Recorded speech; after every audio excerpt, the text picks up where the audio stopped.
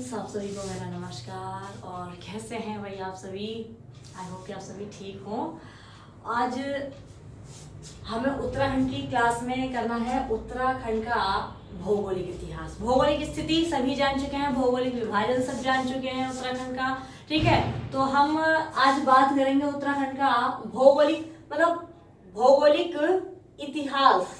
वर्तमान की स्थिति नहीं, ग्लोब की स्थिति इसमें नहीं आएगी। इतिहास में हमारे उत्तराखंड का जो भूगोल था या भौगोलिक स्थिति थी वो क्या थी। तो हेडिंग है उत्तराखंड का भौगोलिक इतिहास। क्लास स्टार्ट करते हैं। देखिए, उत्तराखंड के भौगोलिक इतिहास में यहां बात आई है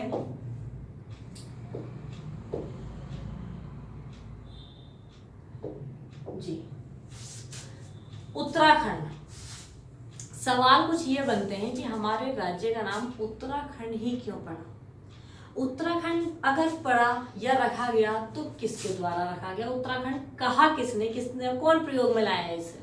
इसके बाद इसके दो मंडल आते हैं। एक कुमाऊं मंडल को कुमाऊं नाम ही क्यों मिला? कुमू क्यों कहा गया? गढ़वाल को गढ़वाल क्यों कहा गया? ये सारे ही जानकारी आपको उत्तराखंड के भौगोलिक इतिहास के अंतर्गत दी जाएगी। ठीक है, क्योंकि एक ही व्यू नहीं है, एक ही पॉइंट नहीं है, इसे ध्यान रखने का।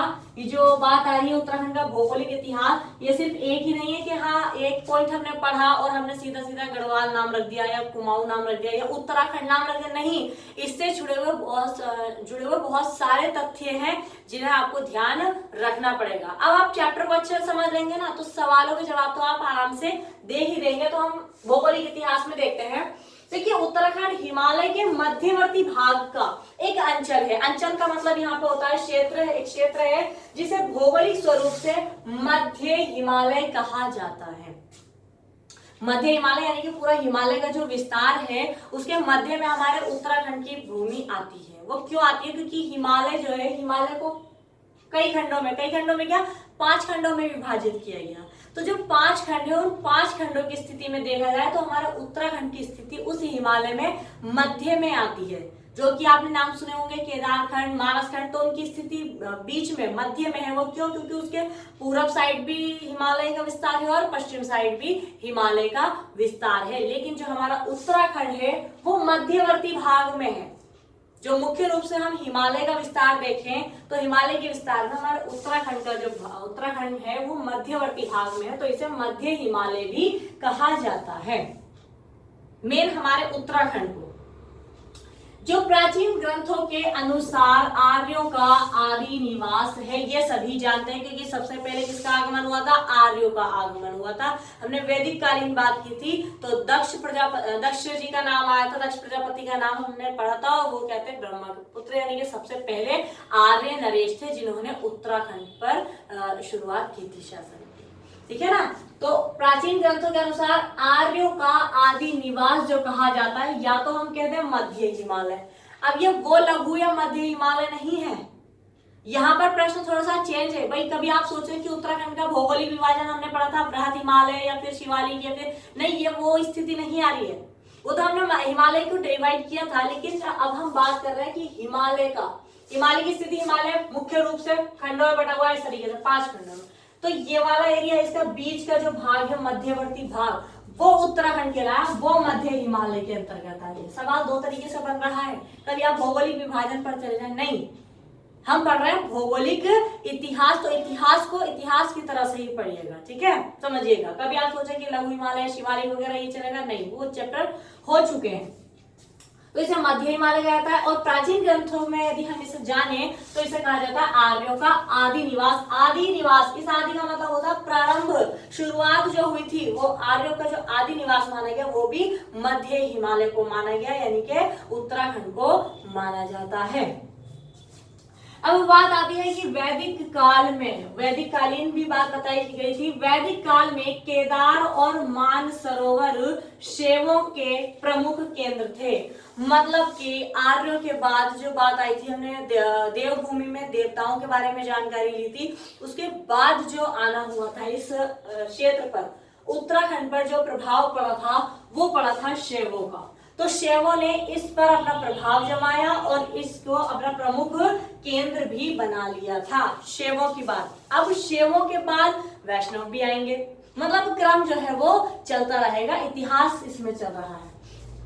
तो जो क्षेत्र, जिस क्षेत्र पर शैवों का प्रभाव था केदार पर, तो केदार के प्रभाव क्षेत्र को तो केदार खंड के नाम से जाना गया, केदार खंड के नाम से। ये जो खंड जुड़ रहा है ना, खंड, इसको जरा ध्यान रखिएगा, उत्तराखंड से जुड़ा हुआ है, बहुत बढ़िया सवाल इसमें बनेगा, लेकिन वो आगे बताएंगे आपको।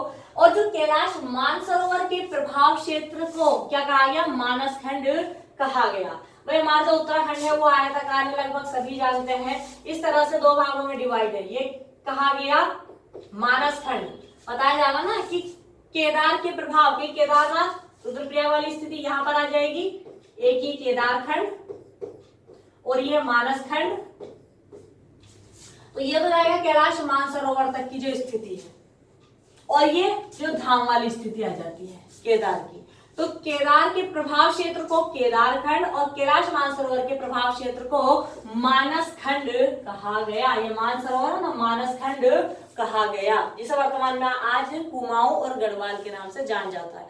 अब कुमाऊं क्यों कहा गया और गढ़वाल क्यों कहा गया, इसमें भी प्रश्न बन जाते हैं, जानकारी पता होनी चाहिए। देखिए आगे देखते हैं, वैष्णवों ने, क्योंकि हमने कहा शैवों के बाद जो प्रभाव पड़ा था उत्तराखंड भूमि पर, वो किसका प्रभाव पड़ा था, वैष्णवों का। तो वैष्णवों ने पुराणों में शैवों तथा शिव उपासना स्थलों को भी पर्याप्त स्थान देना शुरू कर दिया था।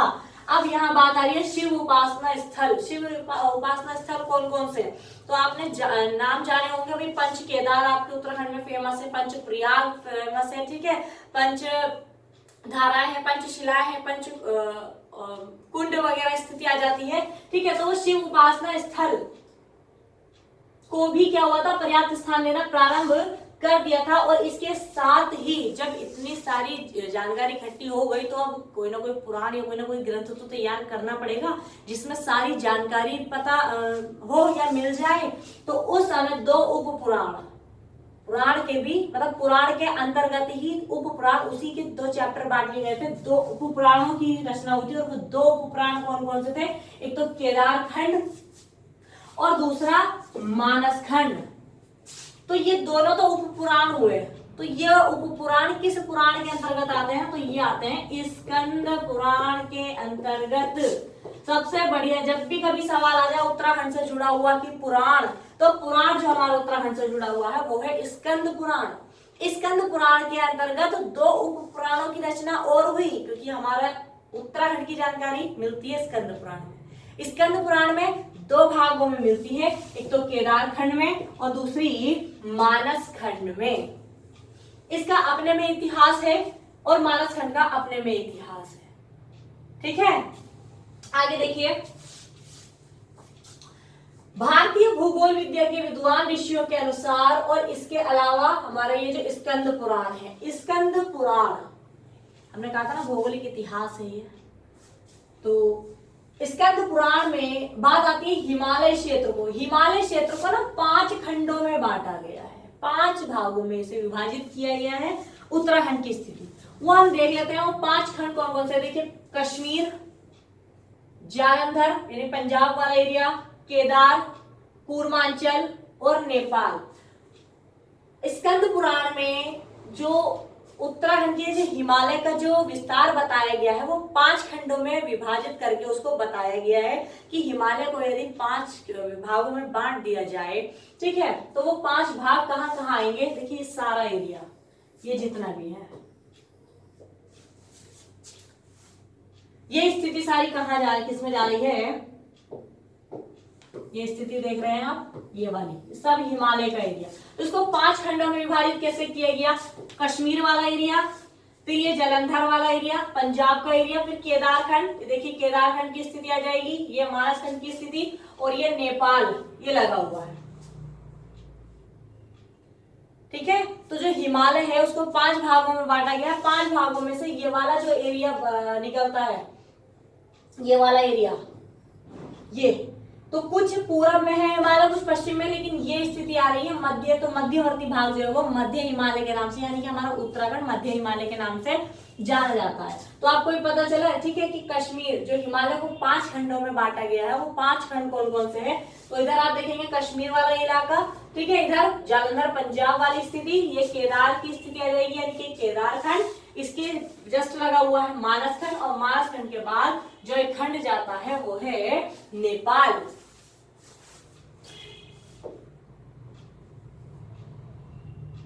अब इसको दूसरे तरीके से बांट दिया जाए, दूसरे तरीके से इसको विभाजित किया जाए, तो तमसा टोन्स का नाम आप सभी ने सुना है, तमसा टोन्स का नाम,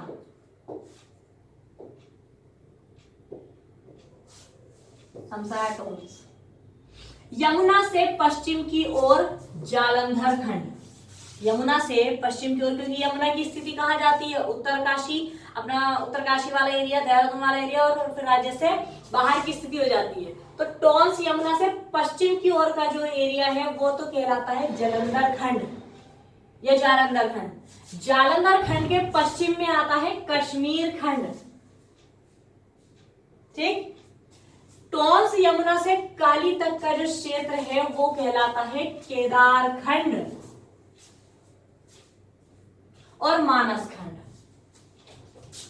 और काली नदी से पूर्व की ओर जो क्षेत्र कहलाता है वो कहलाता है नेपाल खंड, ठीक है। भाई यहां पर देख लीजिए, नहीं समझ में आया है।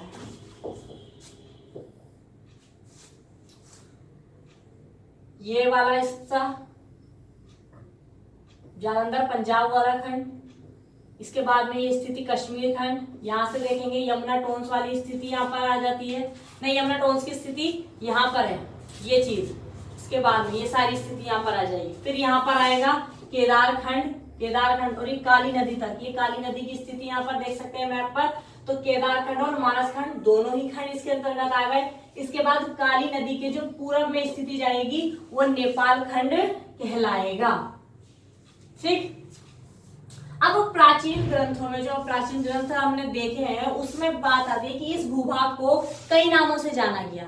देवभूमि आप जान चुके हैं, कौन से देवताओं ने वास किया था, कैसे ऋषि मुनि यहाँ पर आए थे, वो सारी बात है। जम्बूद्वीप, जिस तरीके से जम्बूद्वीप का बहुत ज्यादा विस्तार है, वैसे हमारे उत्तराखंड का भी बहुत ज्यादा विस्तार है, तो जम्बूद्वीप भी इसे कहा गया। रत्न प्रभा, प्रभा जिस तरीके से प्रभा रत्नों में चमक होती है ना, प्रभा वो अपनी चमक से प्रकाशित रत्न है, वैसे ही हमारा जो उत्तराखंड है वो भी अपनी चमक को यदि देखा जाए तो एक हीरे के समान माना जाता है, तो रत्न प्रभा के नाम से भी इसे जाना गया है। तो प्राचीन ग्रंथों में जो उत्तराखंड भूमि है उसे देवभूमि, जम्बूद्वीप भी कहा गया, रत्न प्रभा भी कहा गया है। किसको कहा गया? उत्तराखंड भूमि को कहा गया।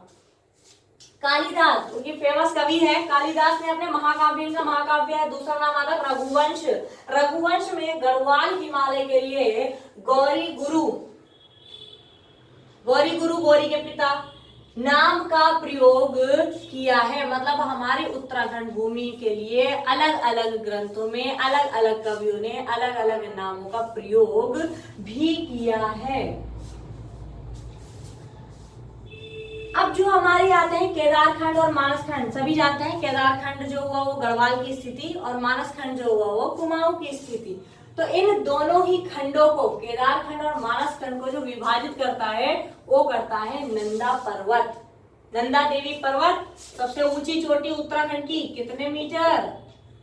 78-17 मीटर, ठीक है, 78-17 मीटर सबसे ऊंची चोटी है ये। तो ये चमोली की स्थिति आ जाती है, बिल्कुल चमोली के बिल्कुल उत्तर में देखा जाएगा। तो दोनों खंडों को विभाजन रेखा जो बनी हुई है वो नंदा देवी पर्वत से बनी हुई है, वहीं से ही इनकी रेखा, कुमाऊं मंडल अलग, गढ़वाल अलग, यानी कि मानसखंड अलग और केदारखंड अलग।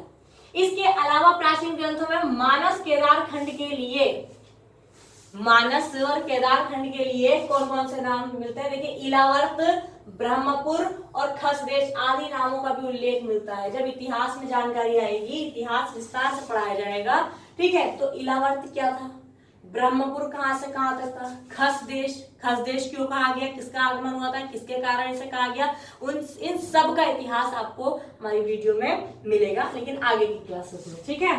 तो इलावर्त भी कहा गया, ब्रह्मपुर, क्योंकि जाहिर सी बात है मूल निवासियों का आगमन हुआ था, ऋषि मुनियों का आगमन हुआ था, किसी न किसी के नाम से तो हमारे जो बात आती है उत्तराखंड भूमि के जो नाम इतने पड़ रहे हैं वो किसी न किसी से तो जुड़े हुए होंगे, ठीक है। तो इलावर्त, ब्रह्मपुर, खरदेश, ये सारे ही नाम हमें किसके लिए मिल रहे हैं? उत्तराखंड राज्य के लिए मिल रहे हैं। अब एक सवाल आता है कि उत्तराखंड की जो प्रधान जल प्रवाहिका है, उत्तराखंड की प्रधान जल प्रवाहिका वो क्या कहलाती है? जल प्रवाहिका यानी कि नदी की बात आ रही है, तो वो नदी कौन सी है? पवित्र नदी गंगा नदी। जो मानस खंड और केदार खंड को अलग करने वाली जो विभाजक रेखा है वो किसे माना जाता है? तो नंदा देवी पर्वत को माना जाता है। ठीक है, यहाँ की जो प्रधान जल प्रवाहिका है वो किसे कहा जाता है? तो वो गंगा नदी को कहा जाता है। ठीक है, गंगा नदी का उद्गम कहाँ से भागीरथी अलकनंदा के नाम से होती है। ठीक है, उत्तरकाशी चमोली वाला एरिया आ जाता है। देवप्रयाग में गंगा के नाम से हरिद्वार में बह जाती है। इसके अलावा देखिए पौराणिक ग्रंथों के अनुसार, जो पुराण है, पौराणिक ग्रंथ हैं, उनके अनुसार जो तिब्बत का प्राचीन नाम मिलता है वो मिलता है उत्तर कुरु। अब जाहिर सी बात है उत्तराखंड से लगे हुए हैं तो तिब्बत को तो थोड़ा सा देखना ही पड़ेगा ना यहाँ पर। ठीक है, पौराणिक ग्रंथों के अनुसार तिब्बत का प्राचीन नाम मिलता है उत्तर कुरु। जब आप उत्तराखंड का इतिहास विस्तार से पढ़ेंगे तो ये उत्तर कुरु, दक्षिण कुरु, कारुपथ, ये नाम आपको मिलेंगे। तो इनका ध्यान रखिएगा कि तिब्बत का जो प्राचीन नाम था वो था उत्तर कुरु। मेरठ हस्तिनापुर पहले तो ये बहुत बड़े बड़े बड़े इलाके थे। ठीक है, तो मेरठ हस्तिनापुर का नाम उस समय दक्षिण कुरु, और इन दो प्रदेशों को जोड़ने वाला जो बीच का क्षेत्र था, मतलब कि हमारा उत्तराखंड, उसका नाम था कारुपथ। अब बताइए उत्तराखंड के कितने सारे नाम हो गए हैं? ठीक है, आपको सारे ही ध्यान रखने हैं। रत्न प्रभा भी कहा गया क्योंकि चमक ही ऐसी है उत्तराखंड की। जम्बू द्वीप कहा गया क्योंकि विस्तार ही इतना है हमारे उत्तराखंड का। ठीक है ना। इसके अलावा इसे देवभूमि कहा गया क्यों? क्योंकि यहाँ पर देवताओं की ये भूमि रही है, मनुष्यों की पूर्ण भूमि रही है। आर्यों का आदि निवास कहा गया क्योंकि आर्य जो थे वो भी यहाँ पर आकर के रहे थे। ठीक है, ये सारी स्थिति। उत्तर कुरु क्योंकि जो उत्तराखंड के उत्तर में तिब्बत है उसको प्राचीन नाम क्या मिला था? उत्तर कुरु। उसके जो दक्षिण में बात आती है, ये इसे बीच का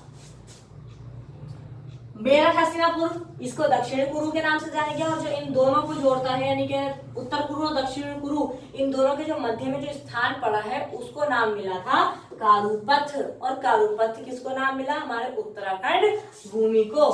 मैप से समझ लीजिएगा, अगर ऐसा ना समझ में आए तो मैप से देखिए। उत्तराखंड की स्थिति बात आ रही है, तिब्बत का प्राचीन नाम हमने कहा था उत्तर कुरु। ठीक है, उत्तर कुरु की बात आई है।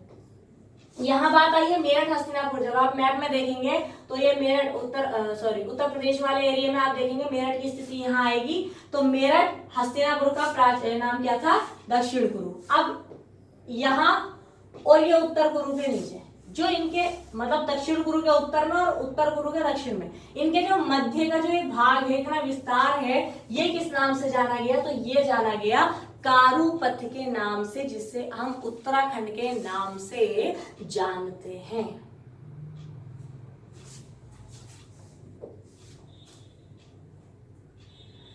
जैसा कि देखिए उत्तराखंड में बताया जाता है कि उत्तर में इसकी हिमाच्छादित पर्वतमाला है, बिल्कुल है।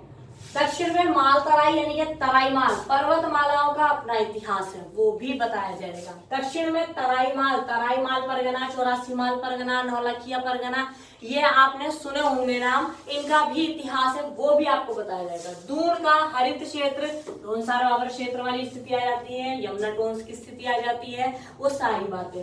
पूर्व में काली गंगा, ठीक है, पूर्व में काली नदी, इसका पूरा नदी तंत्र है, कौन कौन से राज्य जुड़े हुए हैं, कौन कौन सा क्षेत्र जुड़ा हुआ, वो सारी बातें नदी तंत्र में आ जाएगी। और पश्चिम में तमसा टोन्स नदी से जुड़ा हुआ, घिरा हुआ ये जो भूभाग है वो केदारखंड और मानस खंड कहा जाता है, तथा उप पुराणों में ये विशिष्ट सांस्कृतिक क्षेत्र माना जाता है। यहाँ के मेले हैं, यहाँ के त्योहार हैं, यहाँ के रीति रिवाज है, यहाँ का रहन सहन है, सब का सब सांस्कृतिक क्षेत्र में अग्रणी माना जाता है। हमारा उत्तराखंड अपनी प्राचीन परंपराओं को लिए हुए है, प्राचीन मान्यताओं को लिए हुए है, ठीक है, प्राचीन इतिहास को लिए हुए है, तो ये सांस्कृतिक क्षेत्र कहलाता है क्या? हमारा उत्तराखंड। इसके अलावा जो हमने गंगा नदी की बात की थी, देवधारा के नाम से भी जाना जाता है। पुण्य सलीला, पाप धुल जाते हैं गंगा स्नान से, पुण्य सलीला कहा जाता है। पुण्य सलीला इसके अलावा सुधानीरा, गंगा का जो उद्गम है वो भी यही उत्तराखंड में ही है। इस उपत्यका को ऋग्वेद में सप्त सिंधु देश की संज्ञा दी गई है। ठीक है, तो देवभूमि बात की थी हमने उत्तराखंड में जो हमारी जल प्रवाहिका, प्रधान जल प्रवाहिका जगह उत्तराखंड की वो गंगा नदी, पवित्र गंगा नदी। उसे किस किस नाम से जाना गया? देवधारा। पुण्य सलीला का स्थान, पुण्य सलीला की भूमि तो भी उत्तराखंड, सुधानीरा की भूमि वो भी उत्तराखंड, देवधारा गंगा नदी की भूमि वो भी उत्तराखंड की बात आती है। ठीक है, ऋग्वेद में इसे सप्त सिंधु के संज्ञा दी गई है। वेदों पुराणों में इस भाग को स्वर्ग भूमि कहा गया, क्योंकि यहीं से होकर के पांडव भी स्वर्ग लोग गए थे। ठीक है ना, तो यहाँ वेदों में पुराणों में जो उत्तराखंड भूमि है, जो देव भूमि है, उसे क्या कहा गया? उसे स्वर्ग भूमि कहा गया है कि धरती का स्वर्ग है तो यहीं पर है। इसके अलावा समस्त ब्रह्मांड में केदार खंड सर्वश्रेष्ठ है, क्योंकि ऐसा माना जाता है, संस्कृति है, शिव जी ने भी ऐसा जिक्र किया होगा कि जब सृष्टि की रचना की गई थी तो वो यही केदार खंड में ही की गई थी। इसलिए किस पूरे ब्रह्मांड में कौन सा स्थान सर्वश्रेष्ठ है? केदार खंड सर्वश्रेष्ठ है, मतलब कि गढ़वाल। यहाँ ग्रंथ दिए गए हैं, ग्रंथ से आपको ध्यान रखना है। देखिए उत्तराखंड में हमें मिलता क्या क्या है, जितनी भी जानकारी मिलती है वो मिलती है हमें ज्यादातर पुराणों से। पुराणों में धर्म जो भी राजाओं का वृत्तांत रहा हो, जैसी भी स्थिति हो, पाप पुण्य धर्म अधर्म जितनी भी स्थिति रही है वो हमें इन ग्रंथों से मिलती है। और वो ग्रंथ कौन कौन से हैं? पुराण कितने हैं भाई? पुराण 18 लगभग सभी जानते हैं, लेकिन जानना हमें ये है कि उन 18 पुराणों में से हमारे मतलब कितने पुराण हमारे काम में आते हैं, किसमें हमें क्या जानकारी मिलती है। तो यहाँ देखिए ग्रंथ दिया गया है और यहाँ हमारे उत्तराखंड को जो नाम मिला है, जो उत्तराखंड का नाम हमें उस ग्रंथ में मिलता है, उसकी जानकारी आपको इस वीडियो में दी जा रही है। देखिए बात आ रही है महाभारत। महाभारत ग्रंथ, इसमें जो उत्तराखंड का नाम मिलता है वो मिलता है बद्री का तीर्थ, बद्री जी का तीर्थ। विष्णु पुराण, विष्णु पुराण में उत्तराखंड के कौन से स्थान का जिक्र मिलता है? अलकनंदा का जिक्र मिलता है। ठीक है, और साथ साथ हिमाद्री आपको बताया गया, बृहद हिमालय का पूरा इतिहास किसमें मिलता है? विष्णु पुराण में मिलता है। इसके अलावा कूर्म पुराण में क्या स्थिति बात आती है? कूर्म अवतार, कूर्म यानी कि कछुए के अवतार रूप में यहाँ पर कौन आया था? तो कूर्म पुराण में कूर्म अवतार के बारे में जानकारी मिलती है, मतलब कि वर्तमान का कुमाऊं मंडल। मत्स्य पुराण में कैलाश के बारे में बताया गया है। कैलाश मानसरोवर यात्रा भी है, कैलाश पर्वत की स्थिति भी आती है पिथौरागढ़ में। ठीक है, कैलाश की बात, अलकापुरी कहाँ है, किस लिए है, क्यों है, वहां से किसका उद्गम है, वो सारी जानकारी हमें किसमें मिलती है? मत्स्य पुराण में मिलती है। वायु पुराण में क्या है? वायु पुराण में जानकारी दी गई है कुलिंदों की, किरातों की, तंगड़ की। ये बताया गया था कि जातियां थी यहाँ पर निवास करती थी उत्तराखंड में, तो कुलिंद, किरात, तंगड़, इन सब जातियों का जो विवरण मिलता है वो मिलता है वायु पुराण में। भगवत पुराण में क्या है? गंगा अवतरण, गंगा कैसे पृथ्वी पर आई थी, कौन लाया था, किस लिए लाए थे, क्या वजह थी, क्या रुकावट बनी थी, वो सारी बातें गंगा अवतरण की जो मिलती है वो मिलती है कौन से पुराण में? भगवत पुराण में। स्कंद पुराण तो लगभग सभी जानते हैं, ये सवाल भी आ चुका है। मैंने कहा था ना कि पूरा उत्तराखंड की अगर जानकारी मिलेगी तो वो कौन से ग्रंथ में? स्कंद पुराण में 2 खंड बटे हुए हैं, वो 2 खंड कौन कौन से? एक तो मानस खंड और दूसरा है केदार खंड। जो पूरे मानस खंड की जो जानकारी मिलती है वो मिलती है स्कंद पुराण में। जो पूरे केदार खंड यानी कि गढ़वाल की जो जानकारी मिलती है वो मिलती है स्कंद पुराण में। 2 खंडों में बांट करके उसमें सारी ही जानकारी दी गई है। इसके अलावा पद्म पुराण में क्या मिलता है? गंधमादन के बारे में जानकारी हमें मिलती है। और भी है भाई, भी जाना नहीं है वीडियो चल रही है अभी, ठीक है। इसके अलावा मानस खंड पुराण भी है, ठीक है। उसमें हमें किसकी जानकारी मिलती है? मानस खंड जैसा कि कुमाऊं के लिए प्रयोग में लाया गया है, कुमाऊं की जानकारी होगी। नाम मिले हैं कूर्म प्रस्थ, कूर्मांचल, जागेश्वर, नंदा तीर्थ, ये सभी कहाँ, इनके बारे में जो विस्तार से बताया गया है वो किस पुराण में बताया गया है, वो मानस खंड पुराण में बताया गया है। मानस खंड सीधा सीधा अर्थ निकाले कुमाऊं। अल्मोड़ा कहाँ आता है, कुमाऊं में। कुमाऊं को और किस नाम से, कुमू, कूर्म, प्रस्थ, कूर्मांचल के नाम से जाना जाता है। अल्मोड़ा की नंदा देवी फेमस है, नंदा तीर्थ। वो सारी जानकारी जो मुख्य रूप से विस्तार में दी गई वो मानसखंड पुराण में दी गई। तो जाहिर सी बात है केदारखंड पुराण में केदार के मतलब गढ़वाल के बारे में जानकारी दी गई होगी। केदारखंड गढ़वाल के बारे में जानकारी, देखिए गंगा द्वार से श्वेत पर्वत तक और तमसा तट से बोधांचल तक, ये सारी जानकारी किसमें मिली है, केदारखंड पुराण में। इसके अलावा पंच केदार, ये आपको पंच केदार यहाँ दिखाए गए हैं, केदारनाथ, तुंगनाथ, महेश्वरनाथ, रुद्रनाथ और कल्पेश्वरनाथ, ये पंच केदार हैं उत्तराखंड के। पंच प्रयाग, ये भी हमें केदारखंड पुराण में इनकी जानकारी हमें मिलती है अच्छे से। पंच प्रयाग में आपके आते हैं विष्णु प्रयाग, नंद प्रयाग, कर्ण प्रयाग, रुद्र प्रयाग और देव प्रयाग। इसके अलावा केदार मंडल, इन सब की जो जानकारी मिलती है वो मिलती है केदारखंड पुराण से। अब देखिए केदारनाथ, जैसे पंच केदार में पंच केदार कौन कौन से, केदारनाथ, तुंगनाथ और मदमहेश्वरनाथ, इनकी स्थिति आती है रुद्रप्रयाग में और रुद्रप्रयाग आता है गढ़वाल के अंतर्गत। ठीक है, अगला है रुद्रनाथ और कल्पेश्वरनाथ, इनकी स्थिति जाती है चमोली जनपद में और चमोली जनपद भी किसमें आता है, गढ़वाल में आता है। विष्णु प्रयाग, नंद प्रयाग और कर्ण प्रयाग, इन तीनों की स्थिति जाती है चमोली में। रुद्रप्रयाग खुद एक जिला है उत्तराखंड का। देव प्रयाग की स्थिति जाएगी टिहरी गढ़वाल में। ठीक है, तो यहाँ आपको पंच केदार के नाम भी मिल गए हैं, स्थिति भी पता चल गई, पंच प्रयाग की स्थिति भी पता चल गई आपको। ठीक है, अगला आता है अग्नि पुराण। अग्नि पुराण में क्या बताया गया है, कुमाऊं से रिलेटेड तो कुमाऊं का अवतार, कूर्म अवतार के बारे में जानकारी मिली है अग्नि पुराण में, और इसके अलावा गंगा का महत्व भी बताया गया है। अगला आता है कालिका पुराण। कालिका पुराण में जो गंधमादन शिखर है उसके बारे में जानकारी दी गई है। देखिए जितने भी आपको ग्रंथ समझने हैं कि किसमें कौन सा नाम मिला है, अक्सर ये इकट्ठे नहीं मिल पाते कि कहाँ किस नाम से क्या है। मतलब अगर कह दिया जाए कि कूर्मांचल कहा गया लेकिन किस ग्रंथ में कहा गया, तो यहाँ आपको आसानी से मिल जाएगा। समझ रहे हैं? इसके अलावा इसके कुछ तथ्य भी ध्यान में रखिएगा। उत्तराखंड आदि सभ्यता का जन्मदाता माना जाता है, क्योंकि जो सभ्यता स्टार्ट हुई थी, जो सृष्टि की रचना बताया गया था, केदारखंड की बात आई, तो उत्तराखंड आदि सभ्यता का जन्मदाता है। महाभारत की रचना स्थली भी यही उत्तराखंड है। महाभारत या हम कहते हैं रामायण की जो रचना हुई थी वो भी कहाँ हुई थी, उत्तराखंड भूमि पर ही हुई थी। वो भूमि ही हमारे उत्तराखंड की। महाकवि कालिदास ने अपने महाकाव्य मेघदूत, काव्य बदलते जा रहे हैं, समझ रहे हैं, काव्य इनके बदलते जा रहे हैं, ध्यान रखिएगा। अब यहाँ बात आ रही है मेघदूत की, तो मेघदूत में इसी स्थल को, उत्तराखंड भूमि को क्या कहा गया है, कालिदास द्वारा अलकापुरी के नाम से संबोधित किया गया है।